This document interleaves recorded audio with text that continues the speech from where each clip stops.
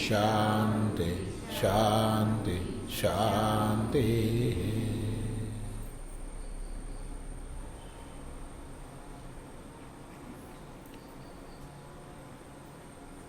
പ്രതിബോധവിദിതം മതം. ബോധം ബോധം പ്രതിവിദിതം. സാധാരണ ലോകസ്വഭാവം ബൗദ്ധപ്രത്യയങ്ങളിൽ ബുദ്ധിവൃത്തികളിലേറി വിഷയങ്ങളിലേക്ക്, വിഷയമിശ്രമായിരിക്കുന്ന പ്രപഞ്ചത്തിലേക്ക് അങ്ങ് അങ്ങ് അങ്ങ് ഒഴുകിപ്പോകുന്നത് ആ സ്വഭാവം. എന്നാൽ അതിൽ നിന്ന് ഭിന്നമായിട്ട് ഈ പ്രത്യയങ്ങളുടെ മൂലം എന്താണ്, ഇവയുടെ ഉദ്ഭവം എന്താണ്, ഇവയുടെ സ്വരൂപം എന്താണ് എന്ന് അന്വേഷിക്കുന്നു ചിലർ. ഒഴുക്കിനെതിരെ പോകുന്നവർ.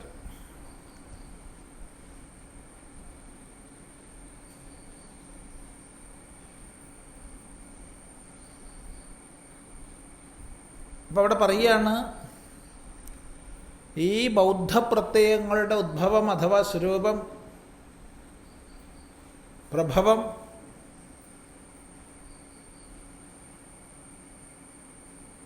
അത് പ്രത്യയങ്ങളുടെ സ്രോതസ്സിലേക്ക് പോയി. പ്രത്യയങ്ങളിലേറി ഒഴുക്കപ്പെട്ടിട്ട് വിഷയത്തിലേക്കല്ല, തിരിച്ച് പ്രത്യയങ്ങളുടെ സ്രോതസ്സിലേക്ക് പോകുമ്പോൾ അതാണ് ശരിയായ ജ്ഞാനം. ആ അറിവാണ് അറിവ്. ആ അറിവിനെ കൊണ്ടാണ് യസ്യ അമതം തസ്യ മതം. കാരണം അത് പുറമെ വിഷയജ്ഞാനമല്ല. പ്രത്യയത്തിലേറി പുറമേക്ക് പോകുന്നതൊക്കെ വിഷയജ്ഞാനങ്ങളാണ്. അത് ദേവതാജ്ഞാനമായാൽ പോലും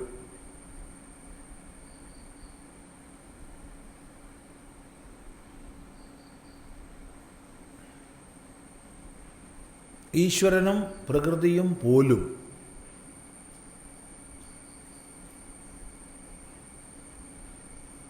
എന്നാൽ അതിനെല്ലാം മൂലമായിരിക്കുന്നത് എന്ത്? ആ വിദിതം, അറിയപ്പെട്ടത്. അതെന്താ? ഒരു വാക്ക് മാത്രമാണ് ഈ അറിയപ്പെടുക എന്നുള്ളത്. കാരണം അവിടെ അറിയുന്നവൻ്റെ സ്വരൂപഭൂതമാണ്. പ്രത്യയങ്ങളിലേറി പുറത്തേക്ക് പോകുകയല്ല, പ്രത്യയത്തിൻ്റെ സ്വരൂപം സ്വഭാവം മൂലം തേടിയതാണ്. ആ അറിവാണ് സമ്യജ്ഞാനം, മതം. അതിനെയാണ് യസ്യ അമതം മതം എന്ന് പറഞ്ഞെന്ന് പറയണ്ട, മറിച്ച് യസ്യ അമതം മതം എന്ന് പറഞ്ഞത് ഇങ്ങനെ നിരൂപണം ചെയ്തോളൂ. ഈ അറിവ്, ഈ മതം അമൃതത്വം ഹി വിന്ദതേ, അമൃതത്വത്തെ നേടുന്നു. എന്താണിവിടെ വാഗ്ദത്തമായിരുന്നത് അല്ലെങ്കിൽ പ്രതിജ്ഞാതമായിരുന്നത്? പ്രേത്യാസ്മാൽ ലോകാത് അമൃതാഭവന്തി എന്നാണ് പ്രതിജ്ഞാതമായിരുന്നത്. ഈ ലോകത്തിൻ്റെ കെട്ടുപാടുകൾക്ക് എത്തിയാൽ, അതിനെ അതിക്രമിച്ചാൽ അമൃതന്മാരായി തീരുന്നു എന്ന്. ആ അമൃതത്വമാണ് ഇവിടെ പറയുന്നത്, അമൃതത്വം ഹി വിന്ദതി. അപ്പോൾ പ്രതിജ്ഞാതമായ വാഗ്ദത്തമായ അമൃതത്വത്തെ നേടുന്നു. ആര്? ഈ അറിവ്, ഈ അറിവുള്ളവർ.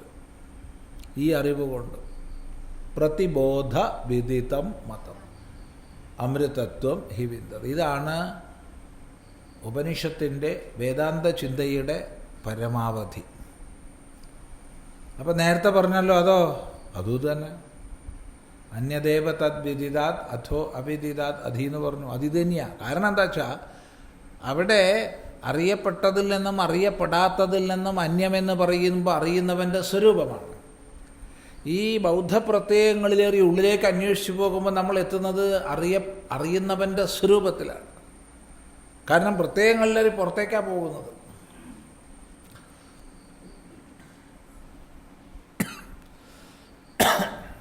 വളരെ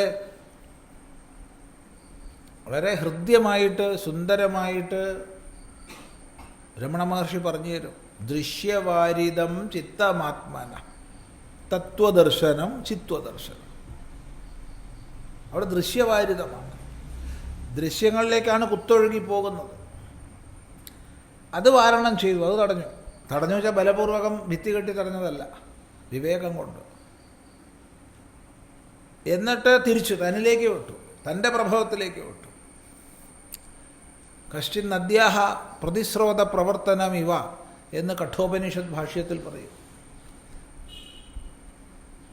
ഏതോ ഒരു ധീരൻ, സുധീരൻ, കാരണം കുത്തൊഴുക്കിൽ നമ്മളൊക്കെ പെട്ടുപോകുകയായി. അതിനെതിരെ നീന്തണമെങ്കിൽ അസാമാന്യമായ പാടവം വേണം. അങ്ങനെയുള്ള ഏതോ ഒരു ധീരൻ ഈ നദിയുടെ തിരികെ മൂലത്തിലേക്ക് നീന്തുകയാണ്. ഇന്ദ്രിയങ്ങളിലൊരു പോതെ ഇന്ദ്രിയങ്ങളുടെ മൂലത്തിലേക്ക് പോവുകയാണ്. പ്രത്യേകാത്മാനമൈക്ഷത്, വയ്ക്കും പ്രത്യക്കായിരിക്കുന്ന ആത്മസ്വരൂപത്തെ കണ്ടു എന്നാണ് പറയണത്. അവിടെ അമൃതത്വം ഇച്ഛൻ, അമൃതത്വം ഹി വിന്ദതേ, ഇതൊക്കെ ഒന്ന് തന്നെയാണ്.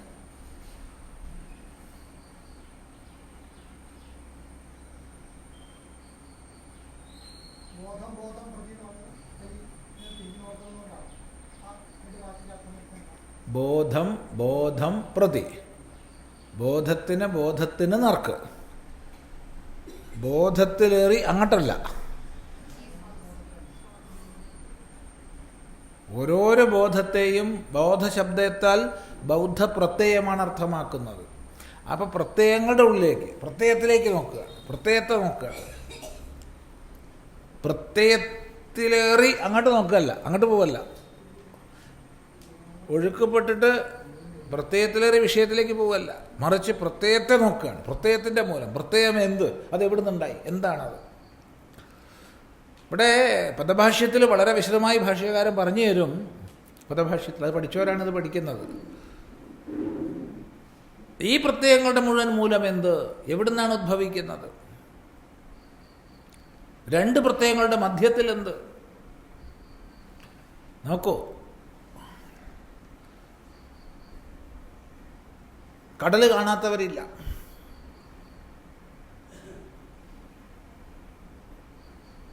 കടലിൽ തിര കണ്ടവരുണ്ടോ? ഓ, കടലിൽ ഞാൻ തിര കാണാറുണ്ടല്ലോ, തിരയുള്ളത് തന്നെയാണല്ലോ കടൽ. ആണോ? തിര എന്നുള്ള പ്രതിഭാസം എന്താണ്? അത് കടൽ വെള്ളം തന്നെയാണ്. രണ്ട് തിരകളുടെ മധ്യത്തിൽ എന്താണ്? അത് കടൽ വെള്ളം തന്നെയാണ്. തിരയായിരിക്കുമ്പോൾ എന്താണ്? അത് കടൽ വെള്ളം തന്നെയാണ്. നമ്മുടെ കേവലമായ ബോധസ്വരൂപത്തിൽ നിന്ന് പ്രത്യയങ്ങൾ ഉദിച്ചുയർന്നു പോകുമ്പോൾ ആ പ്രത്യയങ്ങളുടെ സ്വരൂപം, സ്വഭാവം ബോധമാണ്. രണ്ട് പ്രത്യയങ്ങളുടെ മധ്യം ബോധമാണ്. പ്രത്യയമോ? പ്രത്യയവും ബോധമാണ്. ബോധഭിന്നമായിട്ട് അവിടെ ഒന്നുമില്ല. പ്രതിബോധ വ്യതിതം. ഇതാണ് മതം. ഏത് മതം? യസ്യാ മതം തസ്യ മതം. അമൃതത്വം ഹി വിന്ദതേ.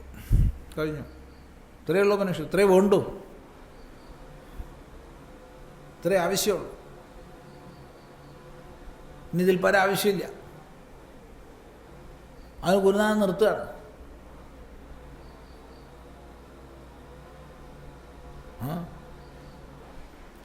അപ്പം നിർത്തുമ്പോൾ ഒരൊറ്റ പ്രശ്നം വരും. ഇത്രയും കഠിനമായിട്ടുള്ളൊരു ബോധപ്രത്യയത്തിൻ്റെ ഉള്ളിലേക്കൊക്കെ പോകണ്ടേ? അല്ലേ? കുറച്ച് കഠിനമല്ലേ? അപ്പം ഞാൻ മതിയോ? പോരുമോ? ഒന്ന് കൂടെ പോരുമോ? അല്ലേ? അങ്ങനെയല്ലേ ഉണ്ടാവുക. ഒരു കൂടെ പോരലും അവിടെ ഇല്ല.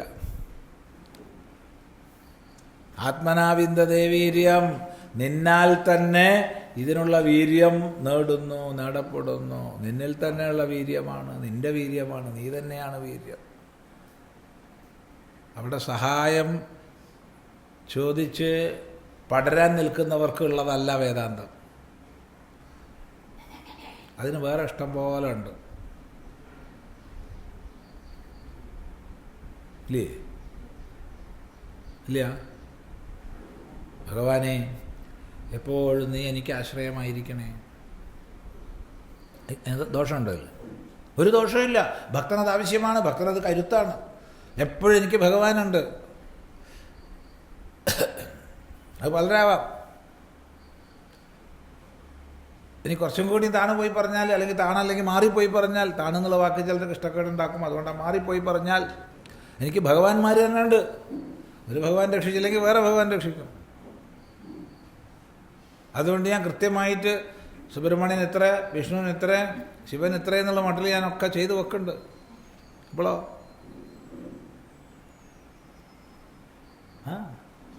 പ്രശ്നമല്ല, നല്ലതാണ്, ചീത്തയാണ്, ഒരിക്കലും ചീത്തയല്ല. ആശ്രയങ്ങളുണ്ട് അവിടെ. എനിക്ക് അമ്മയുണ്ട്, എനിക്ക് അച്ഛനുണ്ട്.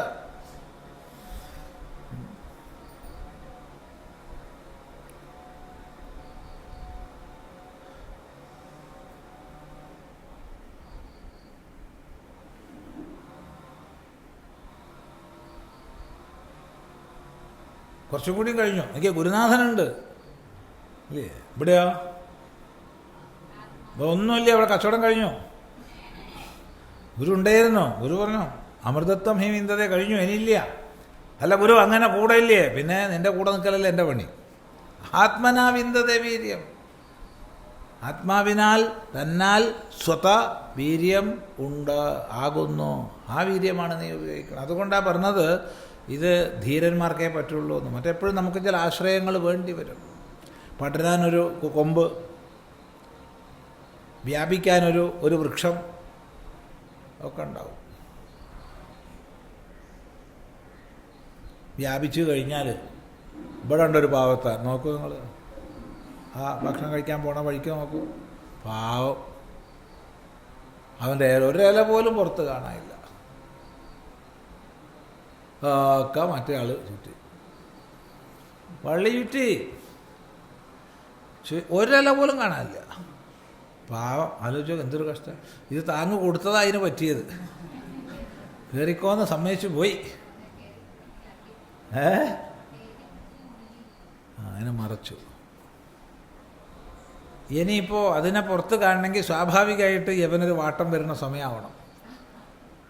അപ്പോൾ ഒരു 2 മാസം മുപ്പരൊന്ന് ഉഷാറാവും. പിന്നെ വീണ്ടും ഇത് തന്നെ അസുഖം.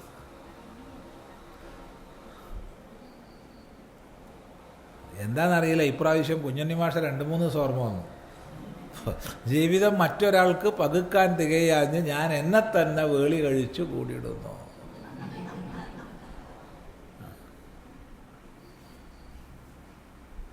എന്താണെന്നറിയില്ല. സാധാരണ ഒരു പ്രാവശ്യമൊക്കെ ഓർമ്മ വരാറുണ്ട്. ഈ പ്രാവശ്യം ഇടയ്ക്കിടയ്ക്ക് ഇങ്ങനെ മാഷ്ട രൂപം അങ്ങനെ ഓർമ്മ വരിക. പിന്നെ മാഷ് വലിയ വേദാന്തിയായിരുന്നു. മാഷ് വലിയ വേദാന്തിയല്ലേ? എന്താ സംശയം? അദ്ദേഹത്തിൻ്റെ ഓരോരോ സൂക്തിയും സൂക്ത സമാനമാണ്. ജീവിതവും അങ്ങനെ തന്നെ. അപ്പോൾ ചോദ്യം, വേദാന്തി ബീഡി വലിക്കുമെന്ന്. എന്താ വേദാന്തിക്ക് ബീഡി വലിച്ചാൽ? നീയാ നിശ്ചയിക്കേണ്ടത് ബീഡി വലിക്കണമെന്ന്?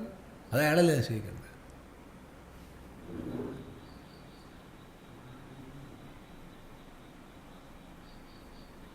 ഇരിക്കട്ടെ. അപ്പോൾ ആത്മനാ വിന്ദതേ വീര്യം. ഇത് വളരെ ശ്രദ്ധിക്കണം. നായമാത്മാ ബലഹീനേന ലഭ്യ. ബലഹീനൻ ഒരിക്കലും ഈ ആത്മാവ് ലഭിക്കില്ല. അവനിഷ്ടം പോലെ വേറെ ഉണ്ടല്ലോ വഴി, ഇല്ലേ? ഭഗവതി രക്ഷിക്കണേ, ഭഗവാനെ രക്ഷിക്കണേ, അമ്മയെ രക്ഷിക്കണേ, അച്ഛാ രക്ഷിക്കണേ, ഗുരുനാഥ എപ്പോഴും കൂടെ ഉണ്ടാവണേ, അങ്ങനെ പോകും. അത് മോശമൊന്നുമല്ല. ആ മേഖലയിൽ അത് ശരി, ഈ മേഖലയിൽ ഇത് ശരി. എല്ലാവരും ഇതിലേക്ക് പോകേണ്ട ആവശ്യമില്ല.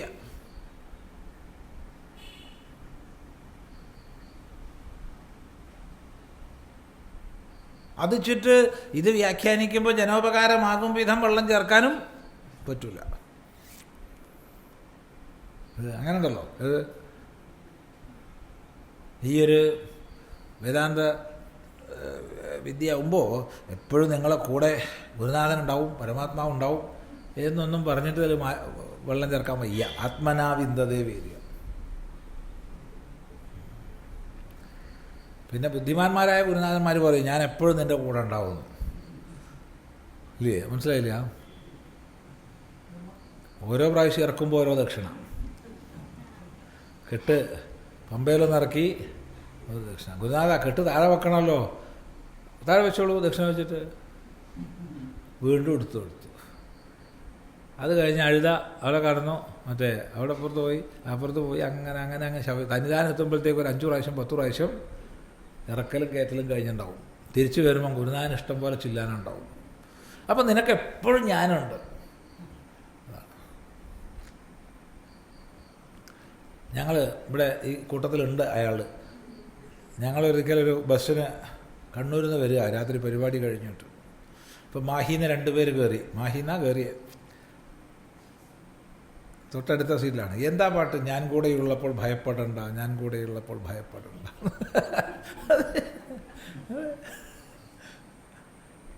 അപ്പം ഞങ്ങൾ തമ്മിൽ പറഞ്ഞു അത് അതിൻ്റെ ഒരു മനോഹാരിത ഉണ്ട്. കാരണം അവർ മദ്യപിച്ച് വളരെയധികം ലഹരിക്കിൽ പെട്ടിരിക്കുന്ന സമയത്തും അവർക്ക് മതപരമായ കീർത്തനവും ഈശ്വര പ്രാർത്ഥനയുമാണ് ഓർമ്മ വരുന്നത്.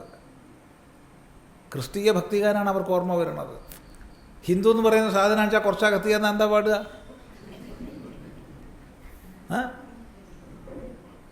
അതാണ് അഭ്യാസബലം. മറ്റേത് ക്രിസ്തീയ ഭക്തിഗാനത്തിൻ്റെ ഭാഗമാണത്. ഞാൻ കൂടെയുള്ളപ്പോൾ ഭയപ്പെടേണ്ട, നിൻ്റെ കൂടെ ഞാനുണ്ട്, നീ എന്തിനു ഭയപ്പെടണം എന്നുള്ളതാണ്. അവിടെയാണ് ഇതിൻ്റെ മഹത്വം. ഇല്ലേ? ആലോചിച്ച് നോക്കൂ. കാരണം അഭ്യാസബലം അത് മതത്തിൻ്റെ ആചാരത്തിൻ്റെ മഹിമയാണ്.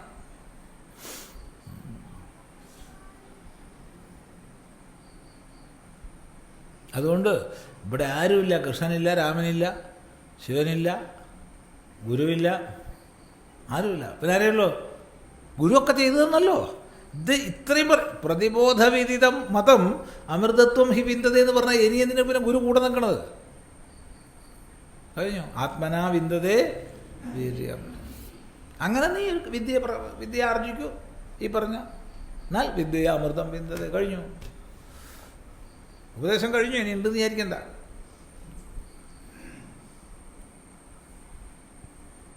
നോക്കൂ. പ്രതിബോധവിദിതം മതം ഇതി വീപ്സ പ്രത്യയാനാം ആത്മാവബോധദ്വാരത്വാത്. ബോധം പ്രതീതി വീപ്സ സർവപ്രത്യയ വ്യാപ്ത്യർത്ഥ.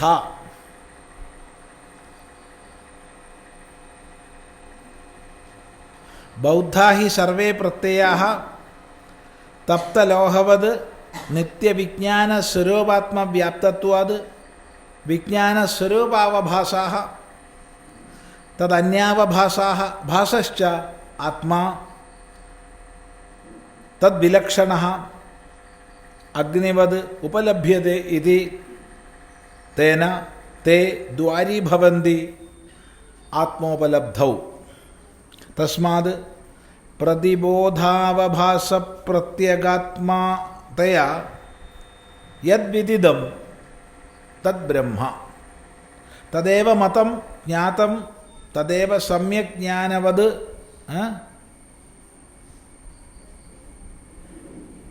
പ്രത്യഗാത്മവിജ്ഞാനം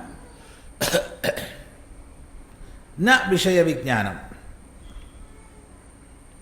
ആത്മത്വേന പ്രത്യഗാത്മാനമൈക്ഷദിതി ച കാഠകേ.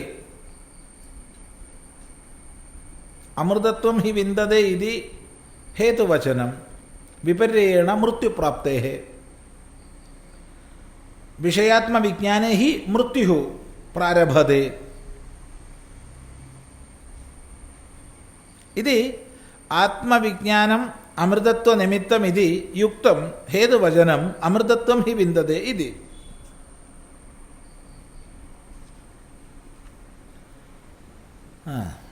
പ്രതിബോധവിദിതം മതം ഇതി വീപ്സ പ്രത്യയാനാം ആത്മാവബോധദ്വാരത്വാത് ബോധം പ്രതി ഇതി വീപ്സ സർവപ്രത്യയവ്യാപ്ത്യർത്ഥ ബൗദ്ധാ ഹി സർവേ പ്രത്യയാഃ തപ്തലോഹവത് നിത്യവിജ്ഞാനസ്വരൂപാത്മവ്യാപ്തത്വാത് വിജ്ഞാനസ്വരൂപാവഭാസാഃ തദന്യാവഭാസശ്ച ആത്മാ തദ്വിലക്ഷണഃ അഗ്നിവത് ഉപലഭ്യത്തെ ഇതി തേന തേ ദ്വാരീഭവന്തി ആത്മോപലബ്ധൗ തസ്മാത് പ്രതിബോധാവഭാസ പ്രത്യഗാത്മതയാ യദ്വിദിതം തദ്ബ്രഹ്മ തദേവ മതം ജ്ഞാതം തദേവ സമ്യക് ജ്ഞാനവത് പ്രത്യഗാത്മവിജ്ഞാനം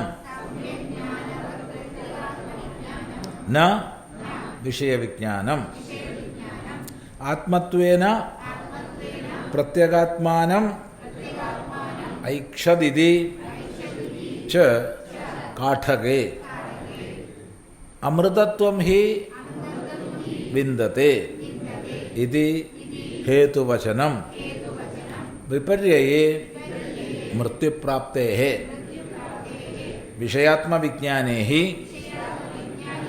മൃത്യുഃ പ്രാരഭത ഇതി ആത്മവിജ്ഞാനം അമൃതത്വനിമിത്തം ഇതി യുക്തം ഹേതുവചനം അമൃതത്വം ഹി വിന്ദത്തെ ഇതി.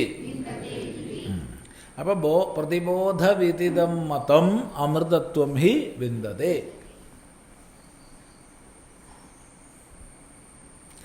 ബോധം പ്രതി പ്രതിബോധവിദിതം മതം ഇത് വീപ്സ. വീപ്സ എന്ന് പറഞ്ഞാൽ പറഞ്ഞാൽ തന്നെ പറയുക, 2 പ്രാവശ്യം പറയുക, ഒന്നിലധികം പ്രാവശ്യം പറയുന്നതാണ് വീപ്സ എന്ന് പറയുക. വീപ്സ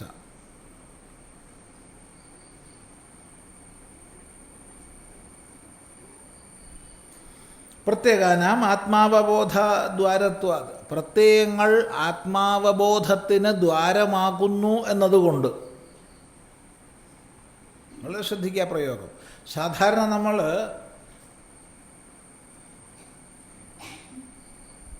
ആത്മജ്ഞാനത്തിന് ആത്മാവബോധത്തിന് തടസ്സമായിട്ട് വിഘ്നമായിട്ടൊക്കെ വിഷയജ്ഞാനത്തെ പറയാറുണ്ട്. വിവിധ തലങ്ങളിൽ അപഗ്രഥിക്കുമ്പോൾ ഒരു തലം, അത്രയേ ഉള്ളൂ. അപ്പോൾ വിഷയജ്ഞാനങ്ങൾക്ക് പിന്നാലെ നെട്ടോട്ടം ഓടുന്നതാണ്, വിഷയജ്ഞാനത്തിന് പിന്നാലെ പോകുന്നതാണ് ആത്മജ്ഞാനത്തിന് തടസ്സമായിട്ടുള്ളതെന്നൊക്കെ പറഞ്ഞു എന്ന് വരും. ഇവിടെയാണ് നമ്മൾ ശ്രദ്ധിക്കേണ്ടത്, ഈ വിഷയജ്ഞാനങ്ങൾ നമുക്ക് തരുന്നതാരാ? പ്രത്യയങ്ങളാണ്, വൃത്തികളാണ്. അതേ വൃത്തികൾ ആത്മജ്ഞാനത്തിന് ദ്വാരമാണ്. സാധാരണ വൃത്തികൾ ഒരൊഴുക്ക് സൃഷ്ടിച്ച് അതിലൂടെ വിഷയത്തിലേക്ക് പോവുക, വിഷയബോധമാണ് ഉണ്ടാക്കിത്തരുന്നത്. അപ്പോൾ ഈ വൃത്തികളിലേറിയിട്ട് നമ്മൾ വിഷയജ്ഞാനത്തിൻ്റെ മേഖലയിലേക്ക് പോകുന്നു. ശബ്ദസ്പർശ രൂപരസഗന്ധങ്ങളുടെ സമാഹാരം, അതാണല്ലോ നമ്മെ സംബന്ധിച്ച വിഷയം എന്ന് പറഞ്ഞാൽ. അപ്പോൾ ശബ്ദസ്പർശ രൂപരസഗന്ധങ്ങൾ, അവയുടെ സമാഹാരങ്ങൾ, അതിലേക്ക് നമ്മളിങ്ങനെ പോവുക. എത്ര കണ്ടങ്ങനെ കുത്തൊഴുക്കി ദൂരേക്ക് പോകണം, അത്രയും താൻ തന്നിൽ നിന്നകലും. താൻ തന്നിൽ നിന്നകലും.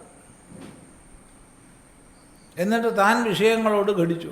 അവസാനം ഇതേ ഉള്ളൂ, ഇത് തന്നെയാണ് ഞാൻ എന്നുള്ള തോന്നൽ വരും, ഇല്ലേ? ഇത് തന്നെയാണ് ഞാൻ.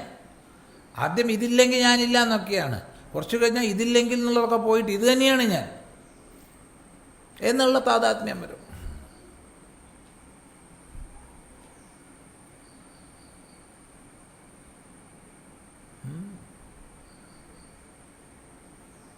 അതിനെ സംബന്ധിക്കുന്നൊക്കെ തന്നെ സംബന്ധിക്കണം. എന്തൊരു കഷ്ടം ഈ താതാത്മ്യത്തിൻ്റെ ഒരു പോക്കെങ്ങനെയാണ്?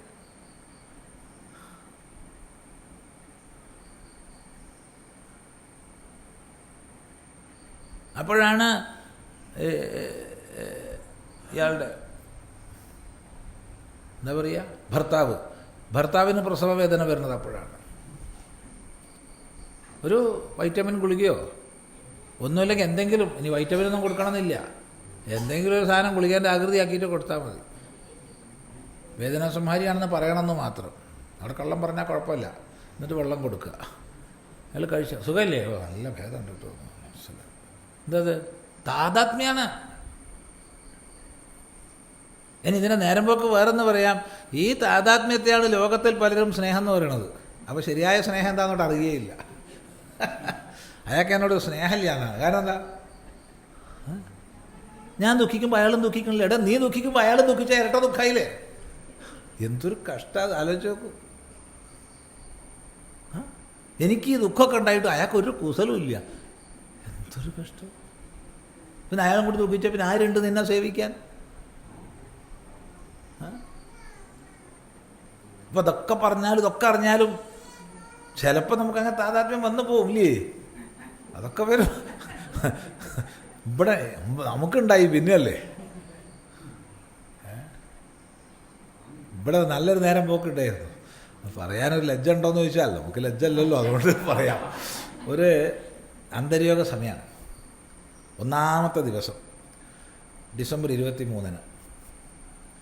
അപ്പോൾ ആൾക്കാർ രാവിലെ വൈകുന്നേരം വന്നു. 5 മണിക്ക് ഉദ്ഘാടന സദസ്സ് കഴിഞ്ഞു. അപ്പോൾ ഉദ്ഘാടനം കഴിഞ്ഞിട്ടുള്ള ആ ഒരു സമയത്തൊക്കെ ധാരാളം പേര് അപ്പോഴാണ് വരുന്നത്. ഉദ്ഘാടനത്തിന് മുമ്പ് വന്നവർ കുറച്ചേ ഉള്ളൂ. അത് കഴിഞ്ഞ് രാത്രി ഇങ്ങനെ ആൾക്കാർ വരിക. അപ്പോൾ എന്ത് പറഞ്ഞു, പേര് രജിസ്റ്റർ ചെയ്യാതൊക്കെ പോയി രജിസ്റ്റർ ചെയ്യണമെന്ന് പറഞ്ഞു. ഭജന സമയം കഴിഞ്ഞിട്ട്. അപ്പോൾ അവിടെ വലിയ തിരക്ക് ഓഫീസിൻ്റെ അടുത്ത്. എല്ലാം രജിസ്റ്റർ ചെയ്യണം. ഒരുപാട് പേരുണ്ട്, അല്ലാത്തവരുണ്ട്, ക്ലാസ്സിൽ നിന്ന് ഇറങ്ങിയവരുണ്ട്, രജിസ്റ്റർ ചെയ്തവരുണ്ട്, ഒക്കെ ഉണ്ട്. ഈ സമയത്ത് അമിത വേഗതയിൽ ഒരു വാന്, ഒരു മാരുതി ഓമ്നി വാൻ അവിടെ നിന്നു. അമിത വേഗതയിൽ വന്നു. ഒരാൾ നോക്ക് പരിചയമുള്ളതാണ് ഡ്രൈവർ. ഇവിടെ ഉണ്ട്, മുസ്തഫ എന്നുണ്ട്. അതാ.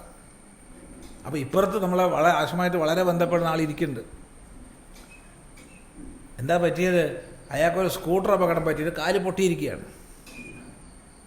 കാല് പൊട്ടിയിട്ട് തൂങ്ങിയിട്ടുണ്ട്. ഈ എല്ല് മുഴുവൻ പൊട്ടിപ്പോയി, മുഴുവൻ. എന്നിട്ട് തൂങ്ങിയിരിക്കുക. അപ്പോൾ ആ സമയത്ത് എന്തൊരു വേദന ഉണ്ടാവും. അപ്പം ഞാൻ വിചാരിച്ചു പെട്ടെന്ന് ഞാൻ ഓടിച്ചെന്നു. വേഗം ആശുപത്രിക്ക് പോകാം. ഇവിടുന്ന് 2-4 പേര് കയറി കണ്ടിയിൽ ആശുപത്രിക്ക് പോകാൻ. നിങ്ങൾ പുറപ്പെടുള്ളൊരു കുറച്ച് വെള്ളം കൊടുക്കുക, പച്ചവെള്ളം കുടിച്ചാൽ സമാധാനം ഉണ്ടാവും. ഞാനോടോ വിളിച്ചപ്പോൾ വേഗം കുറച്ച് പോയി. അപ്പോൾ വലിയ പാത്രത്തിൽ വെള്ളം കൊണ്ടുപോകും. എന്തിനാണിത്? ഈ വേദനയുള്ള ആൾക്ക് കൊടുക്കാൻ. ഇതൊക്കെ ഞാനോട് കുടിച്ചു. എന്താ ചെയ്യുക? അയാൾക്ക് കുടിക്കാൻ കൊടുക്കാനാണ് പറഞ്ഞത്. ആരാ പറഞ്ഞത്? ചിദാനന്ദപുരി സ്വാമിയാണ് പറഞ്ഞത്. കുറച്ച് വെള്ളം കൊണ്ടുവരൂ, രാമകൃഷ്ണൻ കുടിച്ചോട്ടെ എന്ന് പറഞ്ഞത്. അയാൾക്ക് വെള്ളം കുടിക്കാനാ. അപ്പോൾ വലിയൊരു പാത്രത്തിൽ വെള്ളം കൊണ്ടുപോകും. ഇതങ്ങനെ കുടിയ കുടിച്ചു കഴിഞ്ഞപ്പോഴാണ് അയ്യോ എന്നാണ് ബുദ്ധി, വെള്ളം കുടിച്ചാൽ ബുദ്ധി വരണമെന്നുള്ളതാ. ഇത് എനിക്ക് വേണ്ടിയിട്ടല്ലല്ലോ. ഒരു ഗ്ലാസ് കൂടി കൊണ്ടുവരും കേട്ടോ. ഞാൻ കൊണ്ടുപോകും. അയാളും കുടിച്ചു. ഞങ്ങൾ 2 ആളും സന്തോഷമായി. അയാൾ ആശുപത്രിയിൽ പോയി, കാലൊക്കെ കെട്ടിച്ചു, മാറി, ഉഷാറായി. അപ്പോൾ ഞാൻ ഈ വന്നു പോകും, വരില്ല എന്നും പറയാൻ വയ്യ.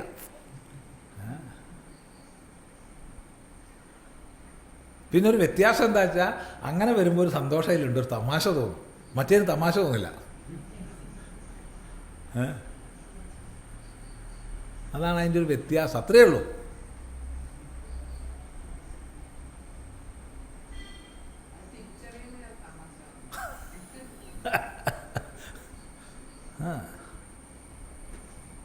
അപ്പോൾ സാമാന്യമായി ഈ പ്രത്യയങ്ങളോട് താതാത്മ്യപ്പെട്ടിരിക്കുന്നു, അങ്ങോട്ട് പോകുന്നു, കുത്തൊഴുക്കപ്പെടുന്നു. എന്നാൽ അതിന് പകരമായിട്ട് ഇങ്ങോട്ട് ഇതിൻ്റെ മൂലം തേടി, ആ മൂലം തേടിയുള്ള പോക്ക്